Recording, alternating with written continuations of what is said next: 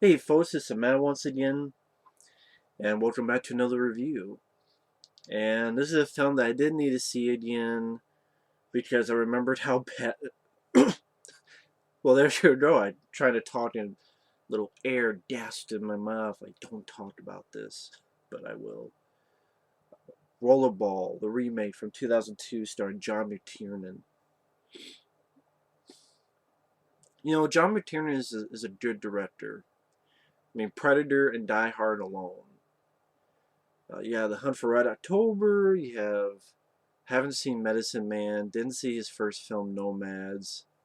I think he did Medicine Man. Could be wrong, but didn't see his first film, Nomads. 13th Warrior, I didn't care for, but I do like his last film, Basic. I liked that film. I saw it in the theater. But this one, I know there's a nice guy on here, Jack Craven, who mentioned stuff about how Harry Knowles from Amateur News had seen a test screening of this film, and he didn't like it, but he was with John McTiernan and shared his points. But he said that at least it was an R-rated bloody film, but overall he didn't like the film. And that first version he saw must never have seen the light of day. Because even in R-rated form, this film is tame, lame, and bloodless. Because there's some descriptions of this and that, and seeing teeth fly out, and yeah, that version has never been released, which I don't understand why. I mean, if your film bombs and you want to recoup it, why don't you put all that shit back in? I guess they don't want to put the money into putting it all back in, or just put some of it. I don't know what the deal is. It would not have saved the film, but yeah, apparently there was a much more bloody, violent film which has never seen the light of day, even if it's R-rated or uncut or whatever the fuck it's called. And you have, what the hell's that girl's name? Rebecca Romijn. You see your tits, but then it's kind of in a silhouette, so you kind of see it. And it just amazes me how bad this film is. This is the definition of a bad remake. I mean, I love the original Rollerball. I talked about how I loved it. James Caan is great. You have wonderful action set pieces, understandable direction. You know where the camera is. You have the you can look at it at a plot level about it's talks about individualism and corporations, but at the same time you can just look at it as a fun, exciting action movie or adrenaline pumping flick. Because it's just some well done, well directed sequences of the game, Rollerball. And it's definitely you feel the impact of the hits. And again, James Caan did a great job. Here, nothing works. Nothing works. Chris Klein is horrible as the lead. I know there's a bit of trivia that they wanted Keanu Reeves, which makes sense because they got Keanu Reeves light. Uh, Chris Klein looks like he's trying to do his best impression of Keanu Reeves. But even if Keanu Reeves was in it, it would not have saved the film.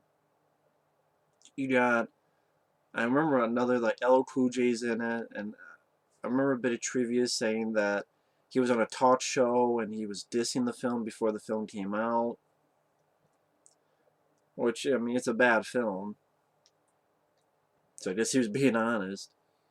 But yeah, John McTiernan, the guy who did Die Hard, Predator, it's horribly directed. It's badly edited. It's more flashy. I remember hearing that John McTiernan was a fan of wrestling, so he went more for the WWE, flashy. That's why people have ridiculous, stupid costumes and um, almost more like, I don't know if you want to call it MTV editing or where the hell. And it just even have Quick and You Miss It cameo by Shane McMahon, and Paul Heyman is in it as the announcer. Which honestly, with the dialogue he was given didn't help. Made him a little bit annoying. But nothing in this film works. The plot definitely doesn't work. All the characters suck. Chris Klein is fucking boring. El Cool J is a whole lot of nothing in the film. Rebecca Romijn has a faker than fuck accent. John Reno is the villain, and he's pretty much playing slimy John Reno. That tends to be a bit over the top, and nothing works. And I've heard that there were, lots of re-edits and reshoots, and the ending was changed, and that maybe I think the ending was different. I don't know what the ending exactly was that they wanted, but they changed the ending, and then after all that, it was cut down to PG-13, and then there's the R-rated cut, which really had nothing. It didn't really one.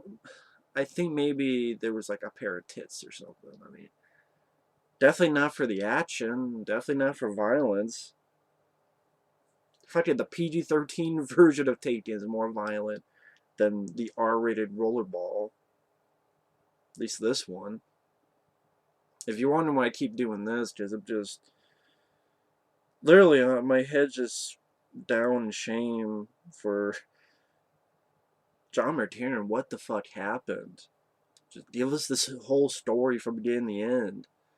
That'd be a more interesting thing to watch. An interview of from beginning to end what happened with the remake of Rollerball than watching this fucking movie. I mean, you got Chris Klein doing the, what do you call that, luge, where you get down, you're on the ground, flat, and you're going down a hill, and just sort of rolling back and forth. What the fuck that has to do with Rollerball? None of the skills from doing that applies to Rollerball. Because he's not skating, he's just his whole body. I guess that he's a risk taker. I guess that's the whole point, or just to have an action scene in there, which is, you get a couple okay shots, but cops come, El Cool J helps them, and this is before Chris Klein goes into Rollerball. So I'm like, okay, so establishing how Chris Klein got into the sport, the creation of the sport. Okay, that's why they're doing the remake. This is what happened before James Caan's era. This is, in a way, a prequel. But I mean, it's a remake, but about his rise in stardom. No. Immediately it cuts to, now Jonathan's a star. And yeah, Chris Klein's character is also called Jonathan, just like James Caan's character's name is Jonathan. And it's like, well, wait a minute, you establish he's going to Rollerball, and then you cut to, oh, now I'm a big star in Rollerball. What the fuck was the point of the beginning then? It was just a lame action scene, El Cool J give him a card saying, hey, why don't you join up? And then it cuts to, okay, now I'm a big star. It's like, well, how did he become a star? How did he get to be a star?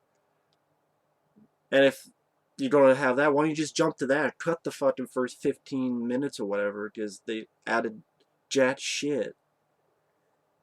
And then the Rollerball, they have these goofy fucking costumes. You have a motorcycle rider. I think Rebecca Romijn's character is a motorcycle rider. She has this big helmet with horns on, and she has no eyes. At least it looks like there's no eyes. I'm like, how the fuck does she see out of it? Is there a pin like this?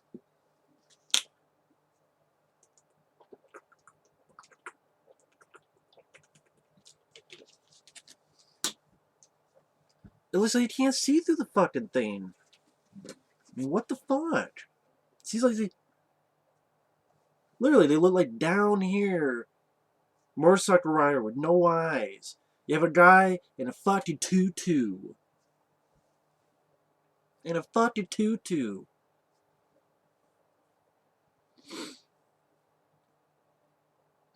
Paul Heyman, of course, if you don't know who that is, he was a guy who ran ECW, and later on, now he's manager Brock Lesnar. And they have rollerball games, and there's really awkward cutting. Just horrible direction. It's difficult to follow the game. They make it convoluted. Like, instead of going in a circle, beating the shit out of people, throwing in, it's no, you gotta go through here, you gotta go down here, and then you gotta go up, and you gotta go over, and then, oh, here's this person going here, and here's this person going here, and then here's this person doing this, and then here's this person throwing it. Oh, I guess they got a point, and this person does this, and then this person does that. I'm like, okay, I don't even know where the fuck anyone's at. I don't know what the fuck's going on. This guy, then that guy, then this, and then that. Yeah, this, and again, the shitty costumes are like a jester type of guy, and there's like a mini head on him.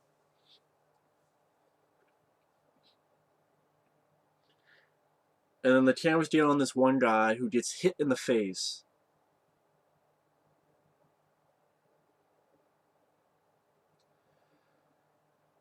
And immediately, and like, they actually have the ratings.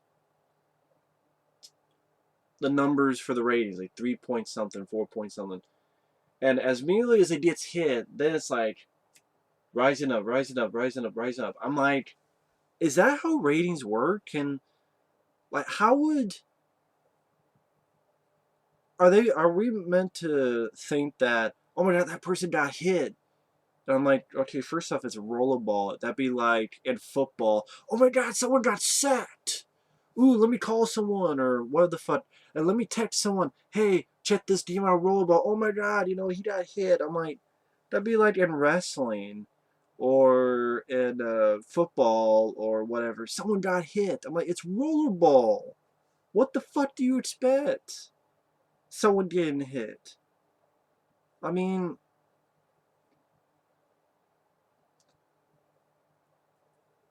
I just felt he got hit in the face with the actual rollerball, and would ratings go up just like that? Especially, I mean, even nowadays, if something happened, I mean, I don't know. It's a little point. That's the movie has enough problems to go to not worry about that.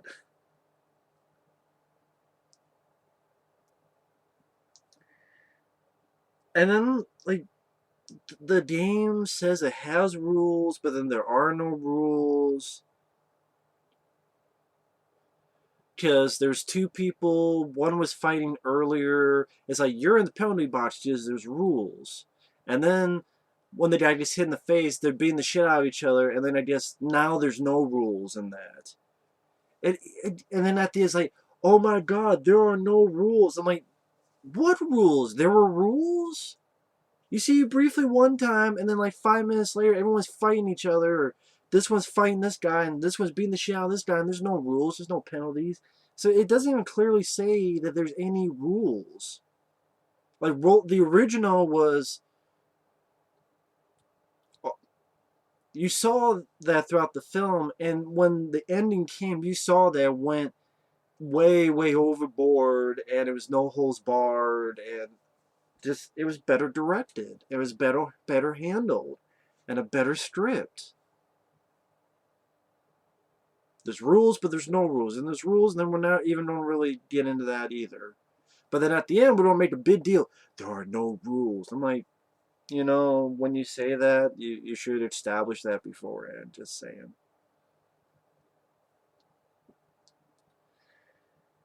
They go to a club. One mentions that it might have been on purpose.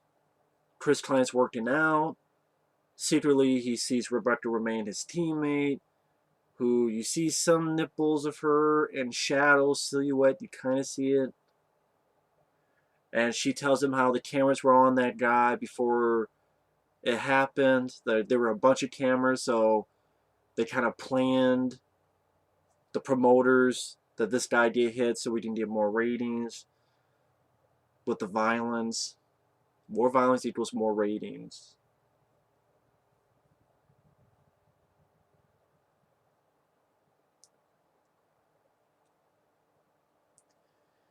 They play another game that nobody will fucking remember. Um, there's a scene where a teammate gets pushed into a crowd, and then all of a sudden, like, Chris Klein has blood under his nose. I'm like, how the hell did he get blood under his nose? My teammate gets pushed in the crowd, and then the rest of the team are going in there. And then when Chris Klein comes out, all of a sudden he just has blood running down his nose.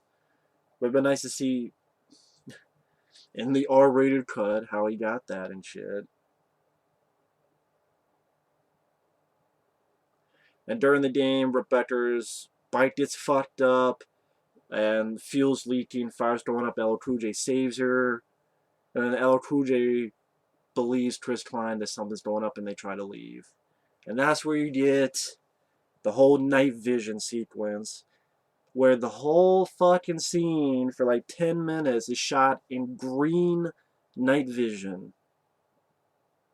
I remember a nice guy named Jack Craven mentioning about how there was word that they had filmed the scene, they realized too late that it was too fucking dark, and then they were not allowed to refilm it because they had spent enough money, or they ran out of money, or something like that.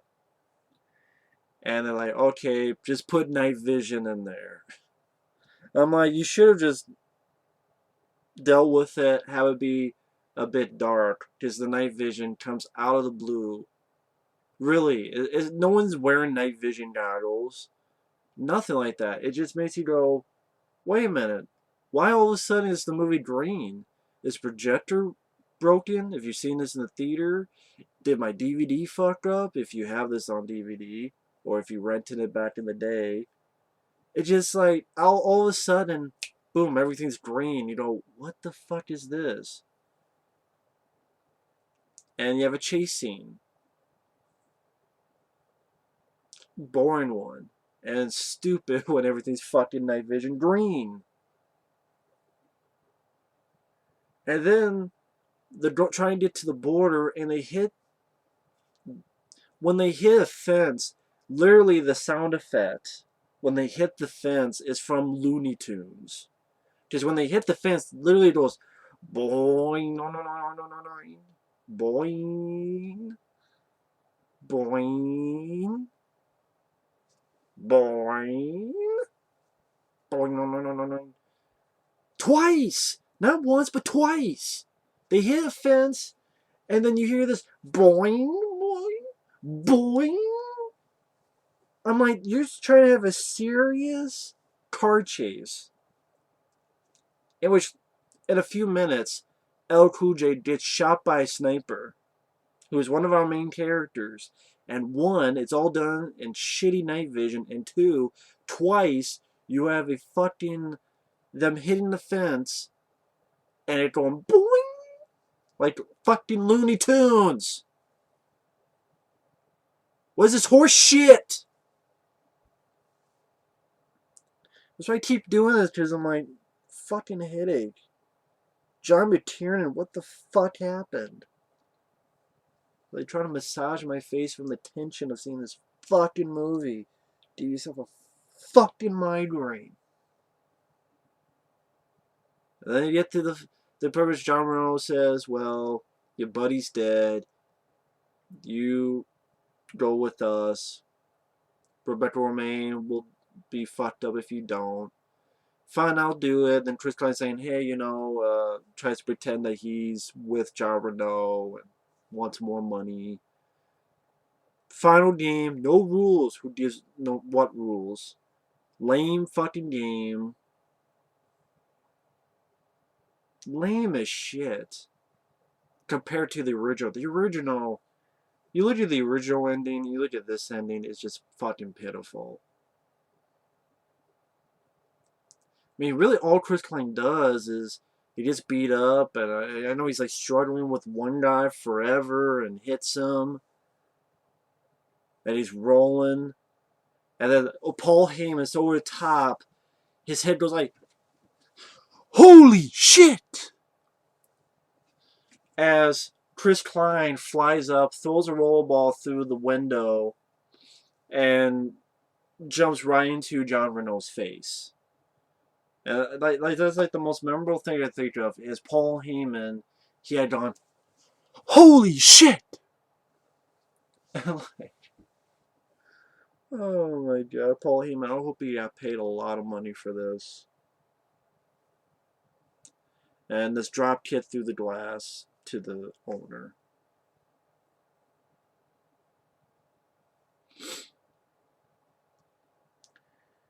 And even then, it's just pretty much Chris Klein walking down after John Reno, beats up some of his thugs, and really awkward editing where, like, it'll be Chris Klein doing this, and then cut, he's over here doing this, then cuts, then he's over here doing this. And even John Reno's death, I think John Reno's trying to get this shotgun, and he doesn't have the key, and pretty much Chris Klein, like, I forget what the hell he has. He has somebody just hits him, like, and that's it. And then his subordinates over there say, I wonder why he couldn't get in. And then he has the keys. And he talks about how he's his successor now. And he's like, okay, he's still a bad guy.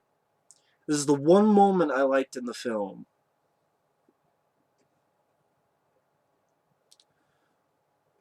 Where the guy says, you know what it means? That I'm the successor? So what the fuck word he said? Yeah. You know what it means that I'm the successor? And Chris Klein says, yeah. Means I'm not done yet. Pulls the shotgun down, pulls the trigger, and shoots him. That was the one moment I liked, because I'm like, I like the line. Yeah, it means I'm not done yet. And then I like the fact that the shotgun is still locked, but I think previously a shotgun has shot up there, like had whittled it so that he could just turn it and then shoot.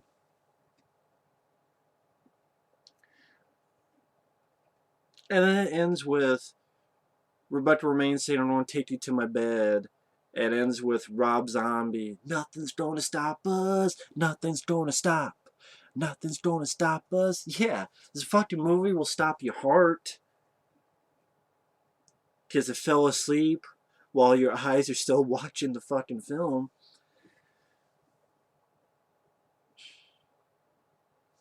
Badly directed action, goofy sequences like the night vision scene.